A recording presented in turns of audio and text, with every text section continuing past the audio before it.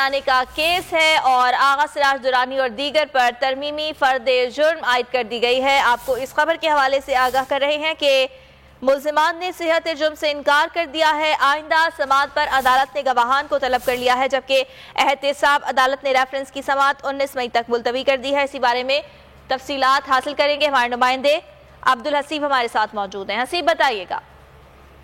जी बिल्कुल, एहतसाब अदालत ने स्पीकर सिंध असेंबली आगा सिराज दुरानी के खिलाफ आमद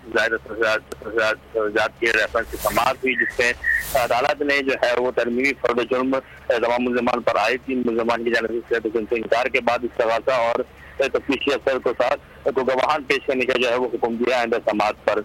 एक रेफरेंस में जो है वो एक मफरूर मुल्जिम इरफान था जो कि अदालत में पेश हुआ, जिसके बाद तरमीमी फर्द जुर्म आयद की है।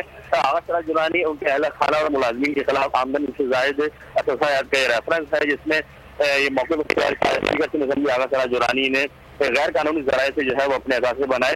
उस रेफरेंस के ऊपर जो फर्ज जुर्म की वो इससे पहले ही आयद कर दी जा चुकी थी, लेकिन तरमीमी फर्ज जुर्म है जो कि मफरूर मुल्जिम के पेश होने के बाद आयद की गई। अदालत ने रेफरेंस की समाअत 19 मई तक मुलतवी की है। जी ठीक है, इस बारे में अपडेट करने के लिए बहुत शुक्रिया अब्दुल हसीब।